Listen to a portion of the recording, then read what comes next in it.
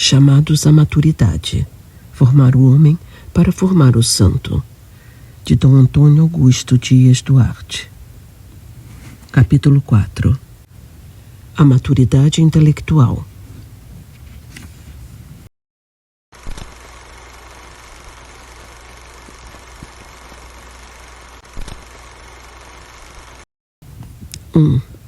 Crescer até chegar à idade madura de Cristo. Este é um tema que tem sempre uma profunda repercussão na nossa vida, porque falar de maturidade não é apenas falar de um processo ou de um caminho que todos nós temos que percorrer. Falar de maturidade é falar de santidade. Já mencionei que todos nós temos que procurar crescer até chegar à idade madura de Cristo. Portanto, eu queria partir de uma oração que nós rezamos com muita frequência e que, face à grandeza das suas palavras, talvez não percebamos. Quando rezamos o Ângelus, recordamos um momento muito especial na vida de Nossa Senhora e na história da humanidade, porque é Deus que vem ao mundo para resgatar o homem do pecado e restaurar a sua dignidade de filho de Deus. Primeiro dizemos: o anjo do Senhor anunciou a Maria. Lucas 1, de 26 a 37. Depois, eis aqui a escrava do Senhor. Lucas 1, 38. Na terceira invocação do Ângelus se diz: o Verbo se fez carne e habitou entre nós. João 1, 14. A palavra eterna de Deus, gerada pelo Pai desde toda a eternidade, veio viver entre nós. Esta frase, o Verbo se fez carne, lembra-nos desse grande mistério da encarnação. Ao assumir a nossa humanidade, Jesus se fez igual a nós em tudo, menos no pecado. Portanto, a sua divindade assume a nossa humanidade e eleva, purifica e aperfeiçoa tudo o que é humano. Sem dúvida nenhuma, o que nos marca de uma maneira indelével e inapagável é a inteligência humana. O ser humano é um ser inteligente, e o Verbo, a Palavra, segunda pessoa da Santíssima Trindade, assume a nossa natureza humana e, com a sua sabedoria infinita, vem até nós para aprender. Enquanto homem, vem também para desenvolver e amadurecer a sua inteligência. Quando Jesus começa a pregar, face aos comentários que surgem, essa realidade é tão visível e palpável. De onde lhe vem essa sabedoria? Mateus 13, 54. Jamais um homem falou assim. João 7, 46. Quando vão constatar e questionar, Jesus sempre tem respostas que deixam as pessoas surpreendidas ou perplexas. As pessoas fazem uma pergunta e parece que ele responde outra coisa.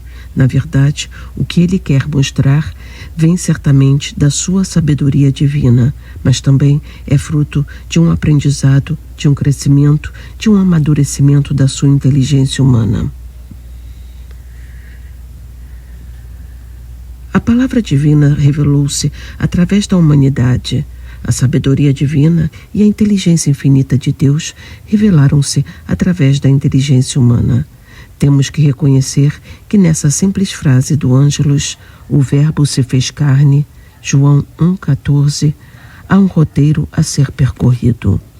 Se ninguém falou como esse homem, segundo os comentários assim surpreendidos e admirados pela sabedoria de Cristo, será que alguém pode dizer isso de nós? Será que as nossas palavras expressam uma inteligência trabalhada, esculpida, amadurecida? Qual será a nossa atitude diante das grandes questões que temos em nossa vida? Por que Jesus era constantemente questionado? É lícito pagar imposto a César ou não? Mateus 12, 14. Mestre, diz ao meu irmão que reparta comigo a herança.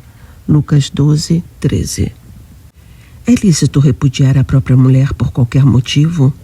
Mateus 19, 3. As questões eram sempre apresentadas a ele como o mestre. Bom mestre, que devo fazer para herdar a vida eterna? Lucas 18, 18. Face às respostas de Jesus, no primeiro momento, as pessoas não compreendiam. Essas respostas eram fruto do seu amadurecimento, da sua inteligência humana, porque esse é o mistério. A sabedoria divina precisou manifestar-se através da sabedoria e da inteligência humana. Foi uma inteligência preparada e trabalhada. Podemos dizer que Deus, na sua sabedoria infinita, utilizou-se da inteligência humana para aproximar-nos da inteligência divina. Temos que pensar na nossa vida pessoal, nas nossas palavras, nas nossas conversas, nos nossos pensamentos, nos nossos raciocínios. A partir da nossa condição humana, refletimos os traços, as faíscas da inteligência divina? É uma pergunta a ser feita com certa frequência. Os antigos filósofos já falavam que a inteligência humana é uma faísca da inteligência divina. A nossa formação na fé afirma que, através do batismo, adquirimos um novo ser e uma nova identidade, porque participamos da vida divina do Verbo, a segunda pessoa da Santíssima Trindade pela graça. Não é uma participação abstrata. Não é possível afirmar não só que a inteligência humana é uma faísca da inteligência divina, como dizem os antigos. Também podemos dizer que a nossa inteligência humana é uma participação da inteligência humana de Cristo. As pessoas que sabem, porque de fato sabem, são pessoas dedicadas a Deus. Elas recebem uma formação doutrinal, moral, espiritual, humana, para poder evangelizar, para levar as pessoas a Deus com todos os recursos possíveis e principalmente através do maior recurso que temos, a inteligência. Há um ditado que diz que os peixes se pescam pela cabeça. Então, não adianta a isca fisgar pelo rabo, porque no rabo não há consistência e o peixe pode escapar. A isca tem que fisgar pela cabeça do peixe. Temos que ter uma cabeça madura, isto é, uma inteligência bem trabalhada e desenvolvida, porque não somente nós precisamos ser pescados diariamente por Deus. Os jovens, por exemplo, têm assuntos que só conversam entre si, têm questionamentos próprios do que um jovem vive. Só um jovem sabe perfeitamente quais são as conversas, as dúvidas, as inquietações e até mesmo o vocabulário dos outros jovens. 2. Os achismos e o risco da falta de consistência intelectual. Quando se questiona um jovem comum sobre um tema qualquer, com frequência a resposta é: eu acho que sobre esse tema. Então é o achismo. Ninguém diz, eu penso, eu tenho certeza. A esse respeito, não tenho dúvida. Eu creio. Ninguém fala, eu creio. Eu penso. Eu concluí. Eu não tenho dúvida. Eu estou certo disso. Os jovens dizem uma indefinição. Quando as frases ficavam muito genéricas, Jesus questionava a opinião das pessoas. Por exemplo, Jesus partiu com seus discípulos para os povoados da Cesareia de Filipe e no caminho perguntou a seus discípulos: quem dizem os homens que eu sou? Responderam-lhe: João Batista, outros Elias, outros ainda um dos profetas. E vós, perguntou ele, quem dizeis que eu sou? Marcos 8, de 27 a 29. Eu quero a sua conclusão, não o que os outros dizem. Nós vivemos numa época que já vem de cerca de 40 ou 50 anos atrás, em que se conseguiu um grande prodígio junto às pessoas, sejam jovens ou adultas, o prodígio de fazer as pessoas não pensarem. De 50 anos até agora, por várias razões e de uma forma muito estratégica, não deixaram as pessoas pensarem, só permitiram que as pessoas reagissem ou sentissem. Essa estratégia tornou-se um processo que foi ganhando força a tal ponto que hoje todos têm opinião sobre qualquer coisa, todos acham tudo sobre qualquer coisa. Contudo, ninguém tem consistência intelectual. Existe um termo filosófico muito usado que diz assim: as pessoas têm um pensamento fluido. Um pensamento fluido é como um líquido. Um pensamento líquido Isto é, um pensamento que escapa como a água que escorre pelos dedos. Se diz de alguém que não consegue ter pensamentos consistentes, sólidos, seguros. Por essa razão é que se pode cair para o lado do achismo ou para o lado do papagaio, pois se repete o que os outros dizem, se transmite o que as pessoas que dominam os meios de comunicação vão disseminando, divulgando. É impressionante. Se nós pararmos para observar, perceberemos. Vou fazer um neologismo e inventar uma palavra: o papagaísmo ou o achismo. As pessoas acham tudo de tudo ou repetem tudo que os outros dizem. Faltam-lhes pensamentos sólidos, raciocínios consistentes, conclusões firmes, discernimento. As pessoas já não conseguem discernir o certo do errado, a verdade da mentira, a virtude do vício.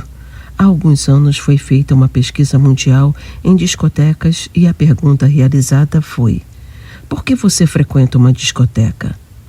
E sem haver comunicação nenhuma entre as pessoas que frequentam discotecas nas principais capitais dos países da América, Europa, Ásia e no Oriente.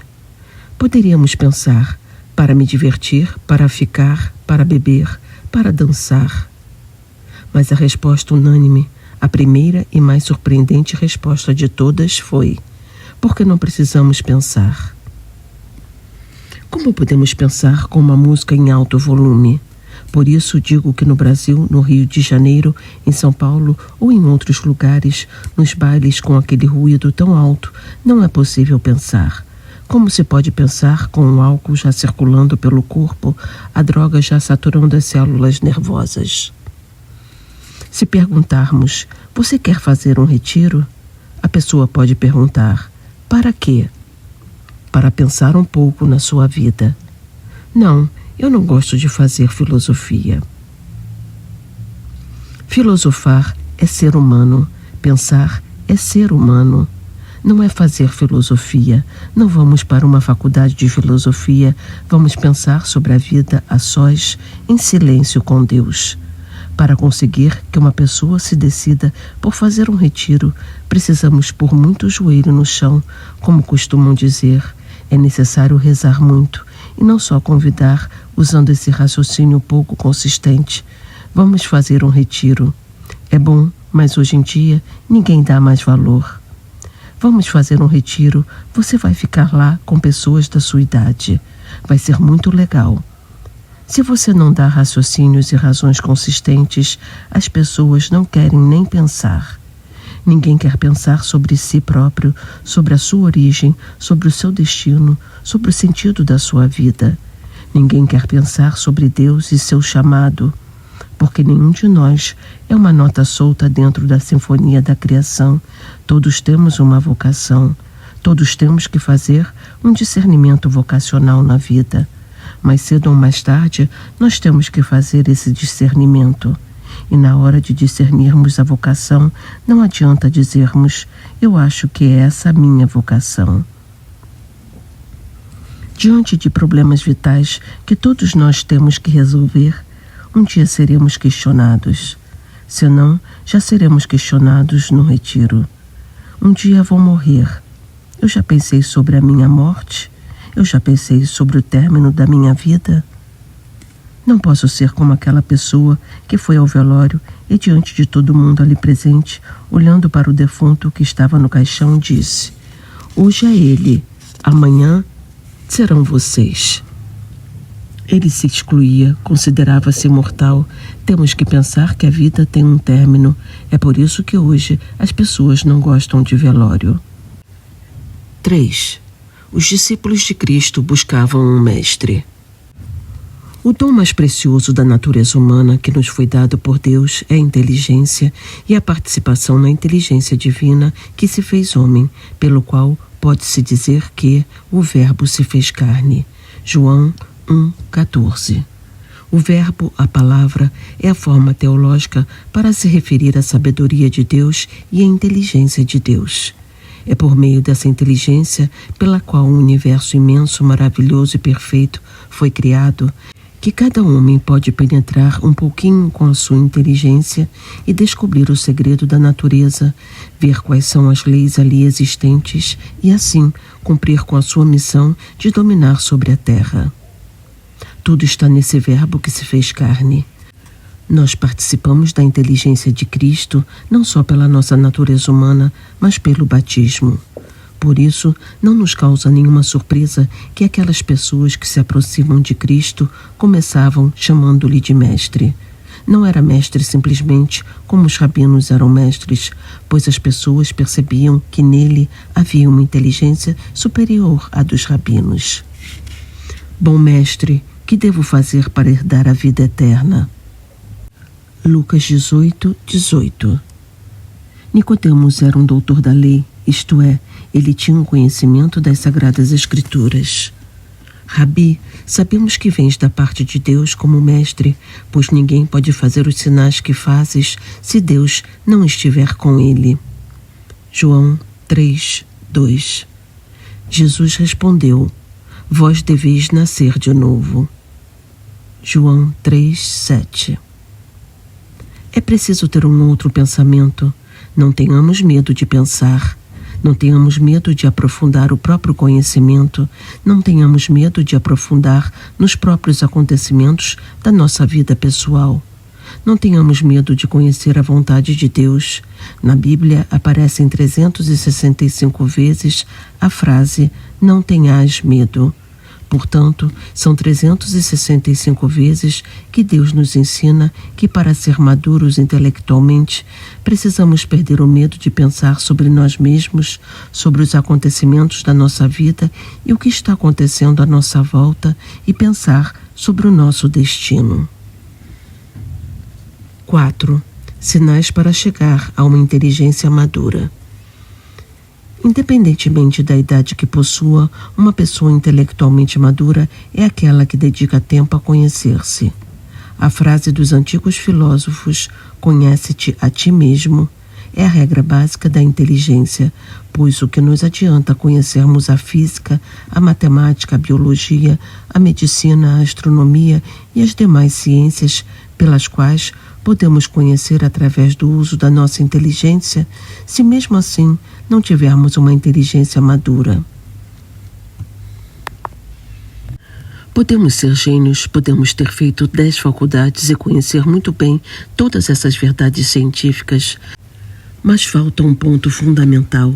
Somos ignorantes na principal ciência, a do conhecimento próprio.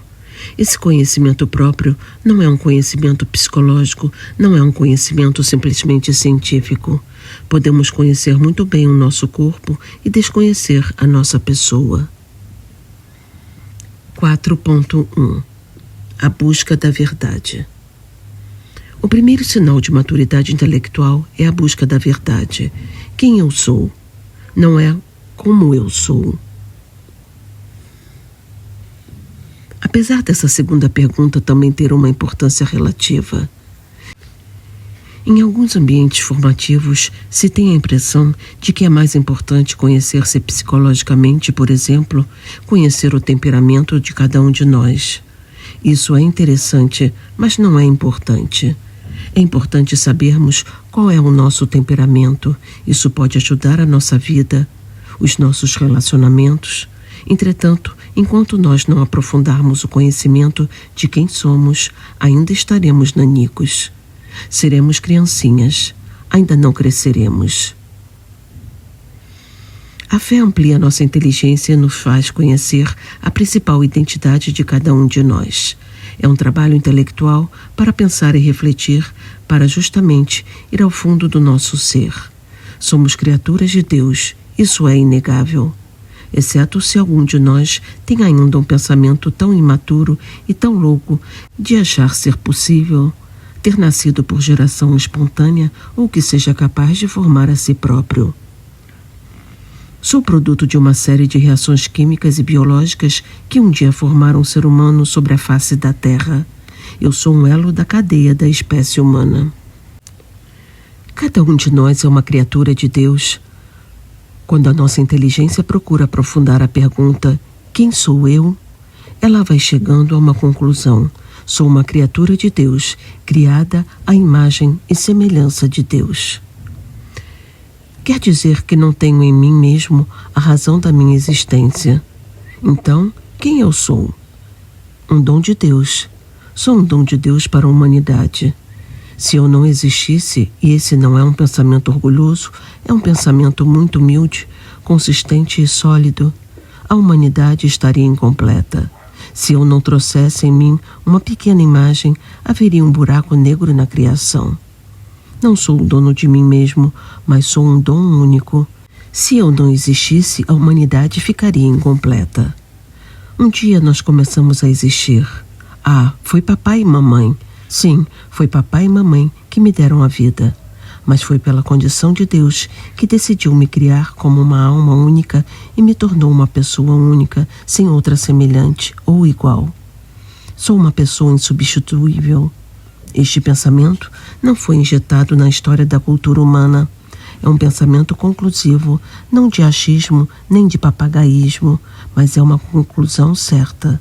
Deus me deu a existência e Ele jamais retirará de mim essa identidade, o dom divino para a humanidade, o dom divino para o tempo que nós estamos vivendo, o dom divino para a família à qual nós pertencemos, o dom divino para a igreja, nesta época em que ela está sendo construída, que é a nossa.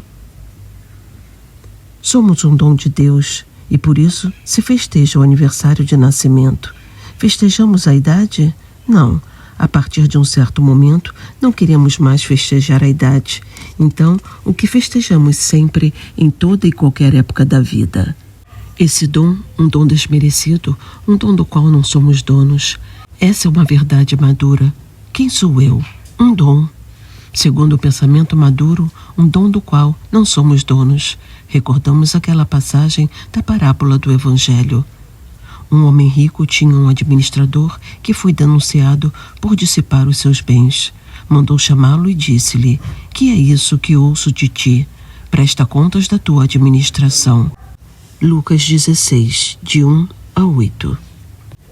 Podemos nos fazer perguntas de uma inteligência madura para reconhecer se chegamos a esse pensamento sólido e consistente. Eu sou um dom de Deus? E a partir do segundo pensamento, eu sou ou não o dono desse dom? O terceiro pensamento é conclusivo. Como eu estou administrando esse dom?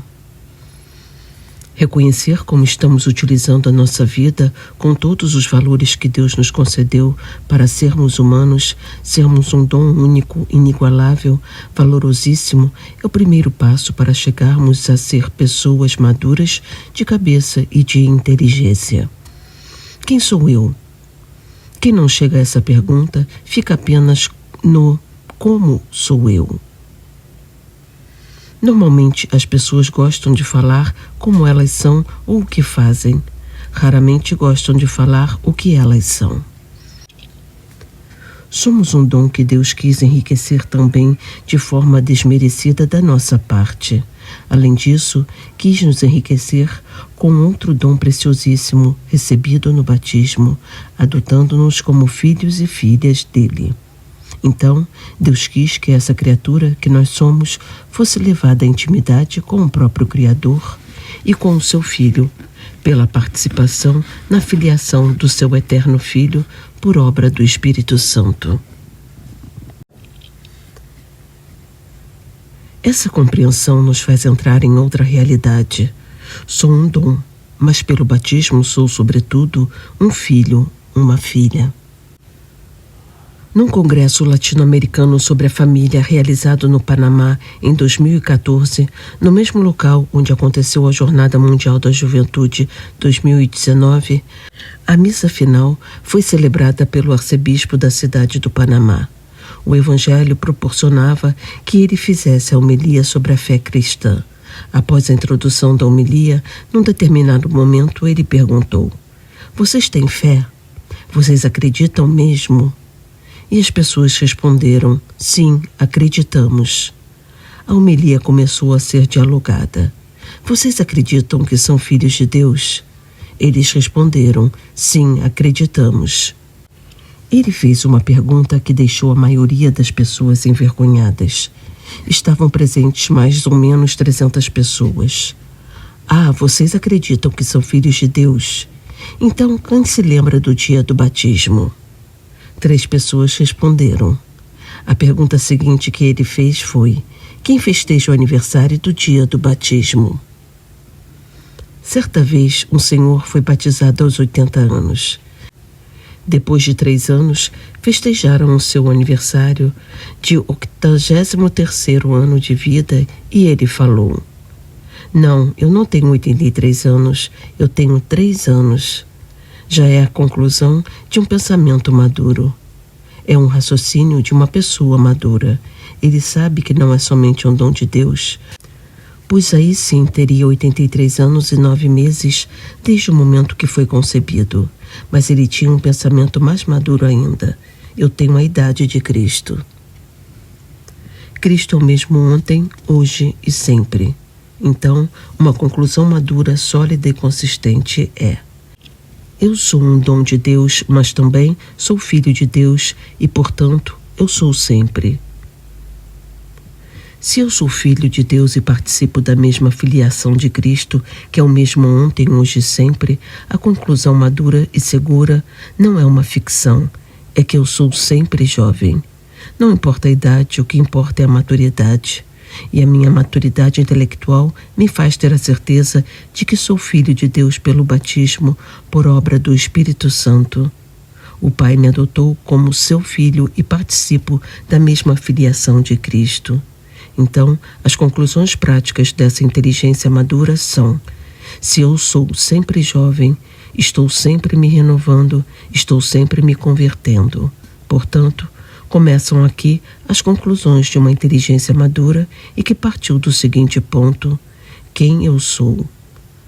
Porque estou sempre me convertendo, não chego àquele momento da vida que se diz: eu sou assim, são coisas do meu caráter. São coisas da minha forma de ser. Basta. Já tentei tantas vezes, não preciso mais tentar. Que as pessoas me aceitem, que Deus me aceite. O modelo de conversão que Cristo nos deu foi: se não vos converterdes e não vos tornardes como as crianças, de modo algum entrareis no reino dos céus. Mateus 18, 3. Do contrário, não seremos santos. Quando chegamos a ter pensamentos maduros, a ter certezas intelectuais maduras, quando possuímos uma fé madura, esta fé aperfeiçoa a nossa inteligência. Então as nossas conclusões de vida serão maduras. Se vivemos de achismos e impressões, deixamos que a nossa cultura acabe nos modelando e nos conformamos em ser o que as pessoas acham que devemos ser. Os mais vulneráveis à cultura, às ideologias, às propagandas, às publicidades, às mídias, não são somente os jovens, mas também os adultos intelectualmente imaturos. A primeira pergunta, quem sou eu, já está respondida e revela uma inteligência madura. 4.2. A leitura dos acontecimentos. Outro passo para formarmos a nossa inteligência madura é refletir sobre o que são os acontecimentos pessoais, familiares e históricos. Englobamos, nesse caso, os acontecimentos em relação ao mundo no qual vivemos. O que são os acontecimentos na minha vida pessoal, familiar e na minha vida histórica em relação ao mundo em que estamos vivendo hoje? Será que nos perguntamos sobre o que são os acontecimentos para mim? Será que já nos questionamos sobre esse ponto? Muitas vezes nos revoltamos por causa dos acontecimentos, mas isso não é pensar, é reagir. Por que isso aconteceu comigo? Questionamos os acontecimentos e às vezes nos revoltamos, reagimos aos acontecimentos, enquanto que a nossa inteligência, por meio do raciocínio e principalmente com a luz da fé, é capaz de chegar não ao porquê, mas sim ao para quê. Jesus nunca questionou seu pai acerca do porquê teve que nascer em uma gruta, o porquê teve que fugir para o Egito. Tampouco José e Maria questionaram isso. Não questionou sequer a cruz. Ele manifestou o que a sua humanidade sentia. Pai, se queres, afasta de mim este cálice. Lucas 22, 42. Mas não perguntou por que esse cálice. Contudo, no acontecimento mais doloroso da vida dele, foi capaz de dizer: não a minha vontade, mas a tua seja feita. Lucas 22, 42. É necessário que também nós façamos esse esforço intelectual para amadurecermos a razão de ser dos acontecimentos. Lermos os acontecimentos pessoais, familiares e históricos para englobarmos tudo o que acontece à nossa volta em nossa época. Se temos o pensamento sólido e a inteligência bem madura com relação à primeira pergunta, quem sou eu? Essa segunda pergunta, por que isso aconteceu comigo? Podemos dizer em linguagem bem cristã: Deus é meu Pai e sabe o que faz. Os acontecimentos compreendidos por uma analogia são como um pincel de Deus para esculpir em nós a imagem do seu Filho. Eles são esses instrumentos que o escultor utiliza para ir retirando aquilo que sobra e assim poder fazer uma imagem perfeita. Os acontecimentos são um martelo de Deus para poder formar em nós uma personalidade humanamente madura. Uma pessoa que sabe que é um dom de Deus reconhece principalmente que esse dom foi elevado, purificado e enriquecido por um dom a mais, a adoção, somos filhos de Deus. Essa pessoa não vê nos acontecimentos nem um acaso, nem um destino, nem má sorte ou simplesmente um fato pelo qual se tem que passar. Ela vê a mão de Deus, a mão do escultor que usa esse fato, esse acontecimento, como um instrumento para fazer uma escultura. Dizem que perguntaram a Michelangelo, como um grande artista, como ele fazia esculturas tão perfeitas. A resposta foi: porque durante um bloco de mármore eu já vejo a imagem lá dentro. Então, aquela imagem do artista que se projeta é como uma imagem intelectual. Ela é projetada naquele bloco de mármore através dos golpes do martelo, dos golpes do cinzel, ou, às vezes, como uma espátula mais fina. Quando a imagem já vai tomando a sua forma e vai se fazendo a estátua perfeita.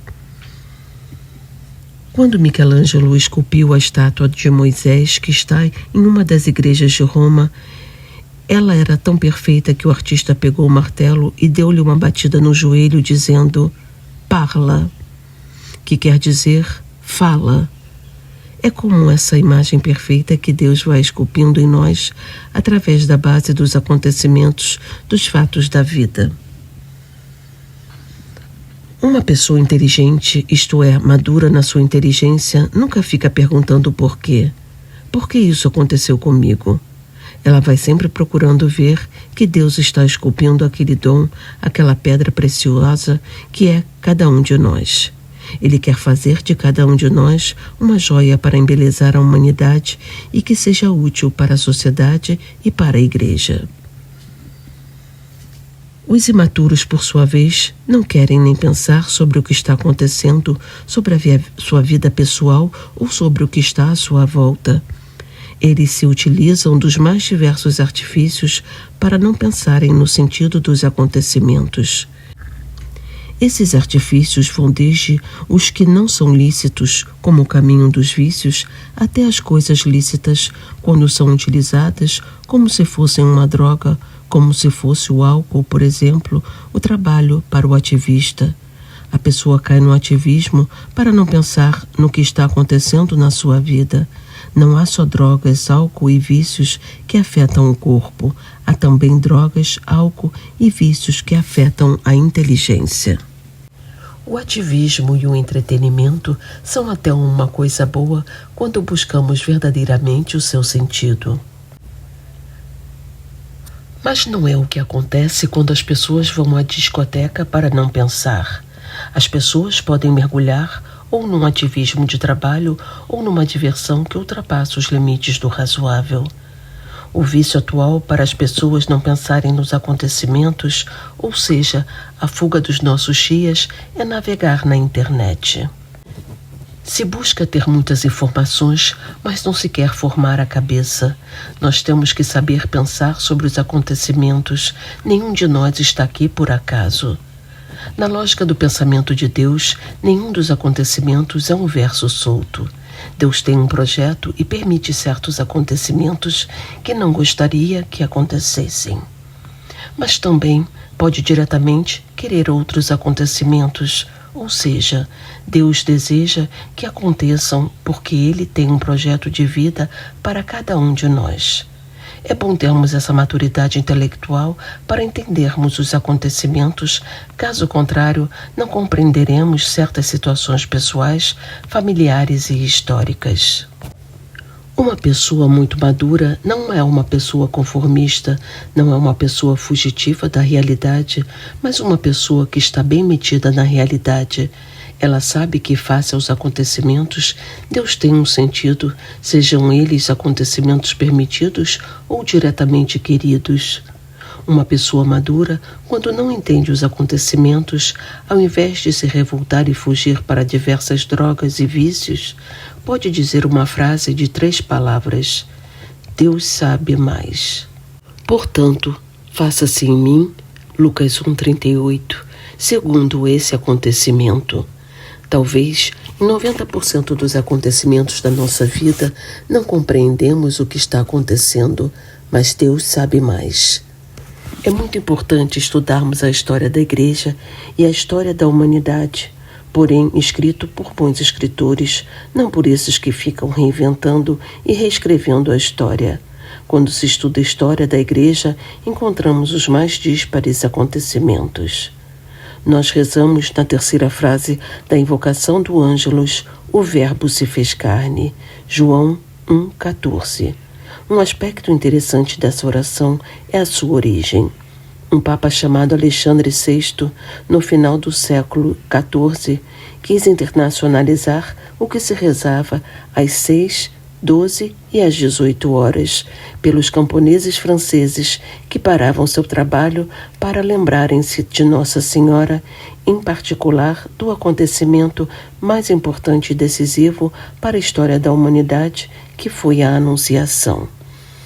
O Papa Alexandre VI, na sua biografia, tem fatos difíceis de serem entendidos, mas a história tem Deus como principal autor, que faz com que todos os acontecimentos concorram para um bem.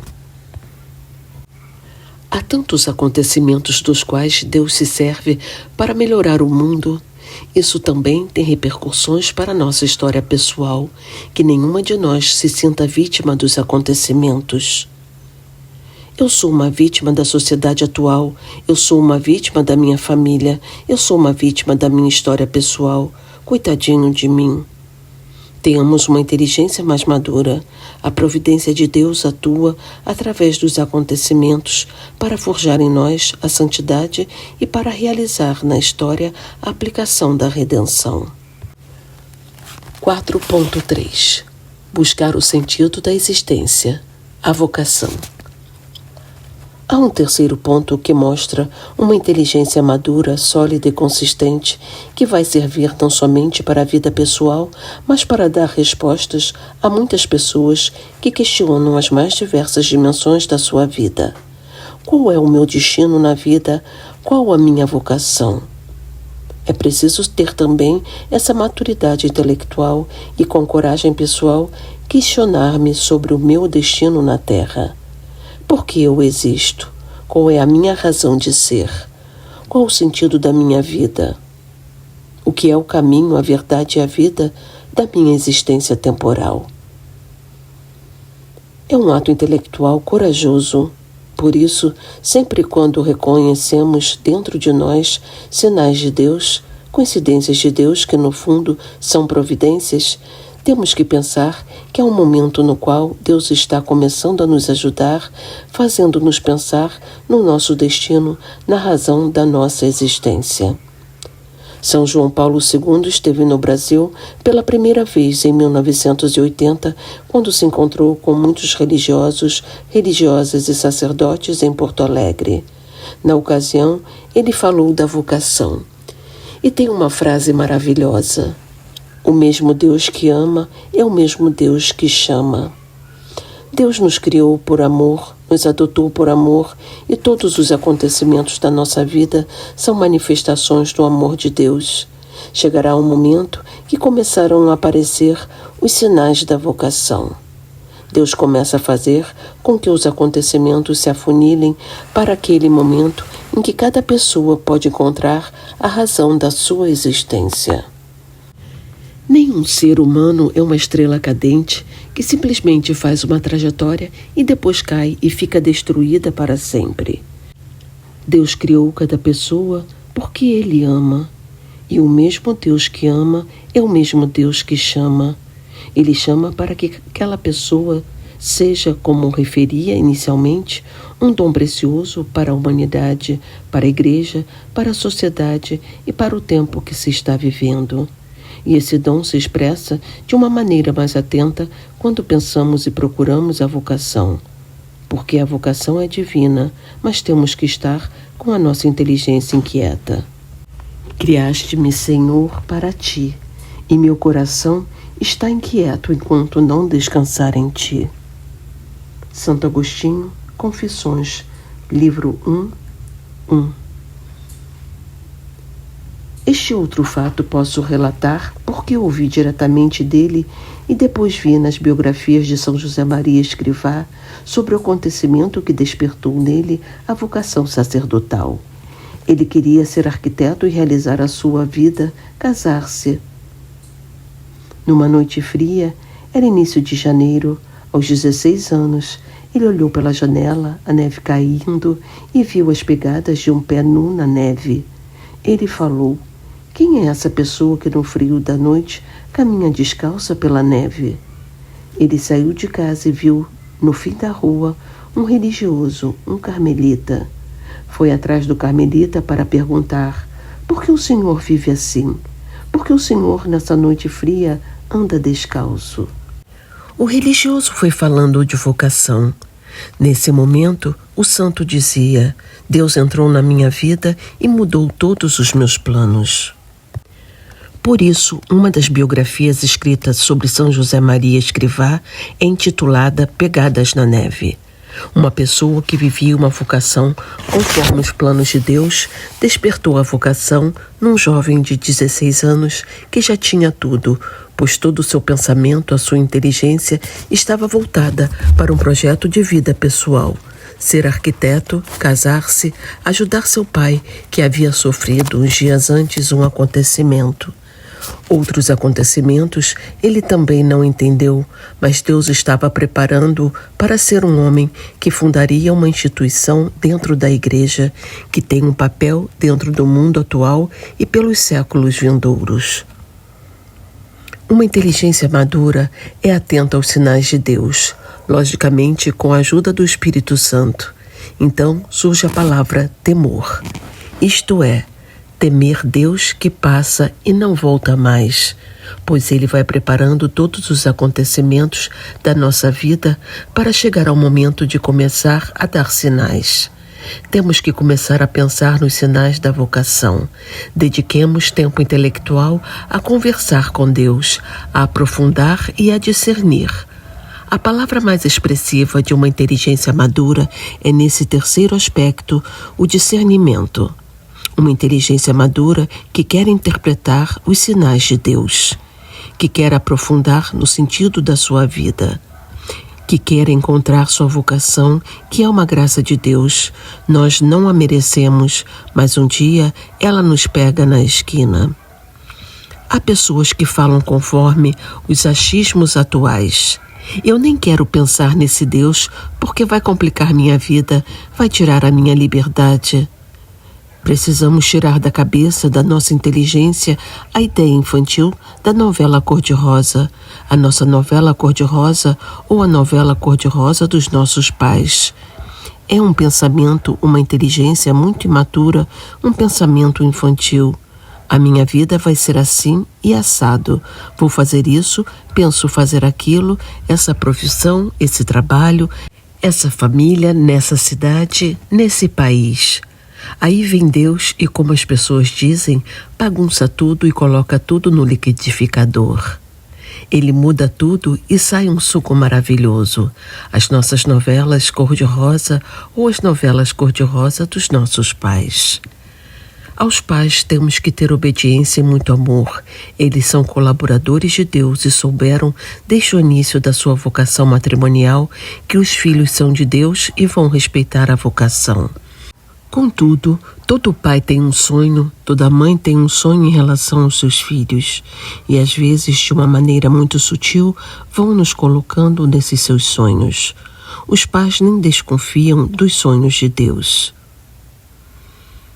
No 8º dia foram circuncidar o menino. Queriam dar-lhe o nome de seu pai, Zacarias, mas a mãe, tomando a palavra, disse: "Não, ele vai se chamar João." Replicaram-lhe: "Em tua parentela não há ninguém que tenha este nome." Por meio de sinais, perguntavam ao pai como queria que se chamasse. Pedindo uma tabuinha, ele escreveu: "Seu nome é João." E todos ficaram admirados, e a boca imediatamente se lhe abriu. A língua desatou-se, e ele falava, bendizendo a Deus. O temor apoderou-se então de todos os seus vizinhos, e por toda a região montanhosa da Judéia comentavam-se esses fatos. E todos que ouviam gravavam essas coisas no coração, dizendo: "Que virá a ser esse menino?" Lucas 1, de 59 a 66.